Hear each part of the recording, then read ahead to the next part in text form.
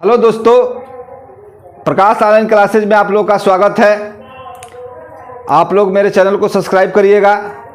और मैं आज कुछ कक्षा 12 के कुछ महत्वपूर्ण श्लोक लेकर के आया हूं और इन श्लोकों को यदि आपने पढ़ा तो 7 नंबर आपका पक्का हो जाएगा। और ये एक ही पाठ से लिए हैं। मेरा पूरा विश्वास है कि इसी पाठ से आएगा। ये पाठ का नाम है सुभाष रत्नान और ये हिंदी के महत्वपूर्ण श्लोक लिए गए हैं और आप लोगों को परीक्षा में अब मैं इसका संदर्भ सहित व्याख्या बताऊंगा आप लोगों को कि संदर्भ सहित व्याख्या आपको कैसे करनी है। ठीक है, आप लोग परीक्षा 16 तारीख को है हिंदी का, इसलिए आप लोग इसको पढ़ लेंगे और पढ़ करके जाएंगे। निश्चित रूप से आप लोग को ये पेपर में मिलेगा। अब मैं पहले कविता को पढ़ रहा हूँ कि सुखार्थिनो कुतो विद्या कुतो विद्यार्थिनो सुखम सुखार्थी व तयते विद्या विद्यार्थी व तयते सुखम। कहने का मतलब है कि सबसे पहले हम संदर्भ लिखेंगे। हमारा हेडिंग होगा संदर्भ। अब संदर्भ हम हेडिंग लगाएंगे तो क्या करेंगे हम कि प्रश्न में जो आएगा प्रश्न संख्या दा करके संदर्भ लिख देंगे और संदर्भ लिखने के बाद हम लोग लिखेंगे कि प्रस्तुत श्लोक हमारी पाठ्य पुस्तक हिंदी के अनुवाद संस्कृत से सुभाष रत्नान नामक पाठ से लिया गया है। अब हमारा पहले का अर्थ है सुखार्थिनो कुतो विद्या कुतो विद्यार्थिनो सुखम। कह रहा है कि सुखार्थिनो कुतो विद्या, सुख चाहने वाले को विद्या कहाँ, कुतो विद्यार्थिनो सुखम। कह रहा है कि सुख चाहने वाले को विद्या कहाँ और विद्यार्थियों को सुख कहाँ। सुखार्थिनो वो त्यागते विद्या। करे कि सुख चाहने वाले को विद्या त्याग देनी चाहिए और विद्यार्थी को सुख त्याग देनी चाहिए। यह है हमारा अर्थ। अब हम दूसरे श्लोक को पढ़ रहे हैं। काव्य शास्त्र विनोदने कालो गच्छति धीमताम वैष्णेन च मूर्खाणाम निद्राय कलहनेव। अब हमारा संदर्भ हमारा वही है क्योंकि उसी पाठ से लिए गए हैं। अब हमारा हम पढ़ेंगे कि काव्य शास्त्र विनोदने कालो गच्छति धीमताम। धीमताम माने होता है धैर्यवान पुरुष, विद्वान पुरुष। कह कि विद्वान पुरुष को समय जो है कालो गच्छत में समय चला जाता है विनोदने माने प्रसन्नता पूर्वक काव्य शास्त्र अध्ययन करने में। कहने का मतलब है कि विद्वान पुरुष का समय काव्य शास्त्र को अध्ययन करने में व्यतीत हो जाता है। जबकि दिया है कि वैष्णे च मूर्खाणाम निद्राय कलहनेव, और मूर्ख लोगों का समय जो है या तो निद्राय माने सोने में, कलहने माने झगड़ा करने में व्यतीत हो जाता है। अब हमारा ये तीसरा श्लोक है कि विद्या विवादाय धनम मदाय शक्ति परेशान परपीडनाय खलस्य साधो विपरीत में तज्ञानाय धनाय च रक्षणाय।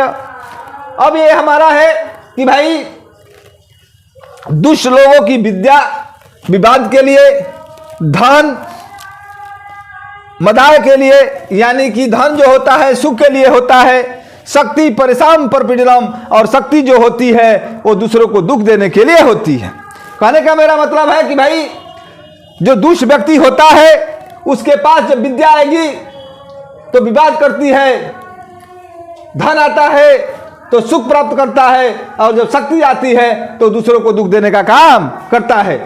इसके ठीक विपरीत यदि साधो माने सज्जन पुरुष के में यदि विद्या आएगी तो भाई ज्ञान के लिए आएगी, विवाद के लिए नहीं, विद्या जो है ज्ञान के लिए। और जब धन आएगा तो दान देने के लिए होता है, और जब शक्ति आती है तो दूसरों की रक्षा करने के लिए होता है। अब हमारा चौथा श्लोक है, इसका अर्थ हम करेंगे न चौरहार्यम न च राजहार्य न भारत भाज्यम न च भारकारी वै कीर्ते वर्धते एव नित्यम विद्याधरम सर्वप्रधान धनम। अब हमारा है कि विद्या ऐसी चीज है, विद्या ऐसी वस्तु है जिसको न चोर चुरा सकता है, न राजा हरियम न राजा हर सकता है, न भारत भाज्यम न भाई बांट सकता है, न च भारकारी और न ही अब भार देता है, यानी कि भार से विहीन है। अब कह रहा है कि व्यय कृते वर्धते, व्यय करने से, सिखाने से, पढ़ाने से विद्या जो है बढ़ती है, नित्य बढ़ती है। विद्या धर्म सर्व प्रधान धर्म, और विद्या सभी धनों में प्रधान धन है। हमारा ये 5 नंबर श्लोक है कि सर्व पर बसम दुखम सर्वात्मा बसम सुखम सेत दिघात समासने लक्षणम सुख दुख आयो। कहने का मतलब है कि सर्व पर बसम दुखम, दूसरों के बस में रहना ही सबसे बड़ा दुख है। सर्वात्मा बसम सुखम, और अपने आत्मा के बस में रहना यानी स्वतंत्र रहना, आजाद रहना सबसे बड़ा सुख है। एक दुघात समासने, ये दोनों लक्षण, यही दोनों लक्षण सुख और दुख के लक्षण है, और सुख और दुख के यही समान लक्षण है। अगला हमारा कविता है, श्लोक है कि परोचे कार्यहंतरम प्रत्यक्षे पिरिवादिनम वर्जेता दृशम मित्रम विष कुंभम पयोमुखम। कह रहा है कि परोचे कार्यहंतरम, पीठ पीछे जो हमारे कार्यों में बाधा डाले, पीठ पीछे जो हमारे कार्यों में बाधा डाले, प्रत्यक्षे पिरिवादिनम, और सामने आने पर वह पीरवाणी बोले, वह पीरवाणी बोले, सामने आने पर वह पीरवाणी बोलता है।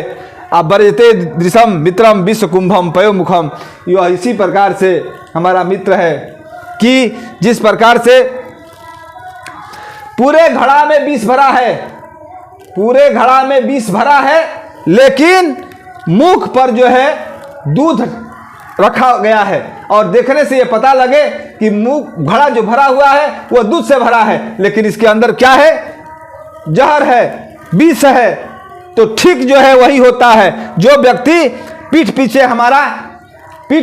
हमारी शिकायत करे, हमारे कार्यों में बाधा डाले, और सामने आने पर वह पीरवाणी बोले, तो ठीक उसी प्रकार से है भाई। और मैं इन कविताओं का अर्थ आप लोगों को मैंने समझा दिया, आप लोग परीक्षा में पढ़ करके जाइएगा। मेरा विश्वास है कि इसी कविताओं में से कोई ना कोई, देखिए गद्य और पद से, श्लोक से और गद्य से खंड आते हैं, दोनों में से किसी एक को करना पड़ता है, तो आप लोग इसको याद रहेंगे तो इसी को कर देंगे। अब हमारा एक बार मैं बता दे रहा हूं संदर्भ इसका कैसे लिखेंगे कि प्रस्तुत श्लोक हमारी पाठ्य पुस्तक हिंदी के अनिवार्य संस्कृत से सुभाषितानि रत्नानि नामक पाठ से लिया गया है, और इसके बाद हम व्याख्या डाल करके अब इस प्रश्नों को हल कर देंगे, और आप लोग का 7 नंबर पक्का हो जाएगा। ये 7 नंबर का आता है, 2 नंबर का संदर्भ और 5 नंबर का अर्थ आएगा। इसी के साथ प्रकाश ऑनलाइन क्लासेज में आप लोग का स्वागत है। इसी के साथ आप लोग को मैं धन्यवाद दे रहा हूँ। जय हिंद, जय भारत।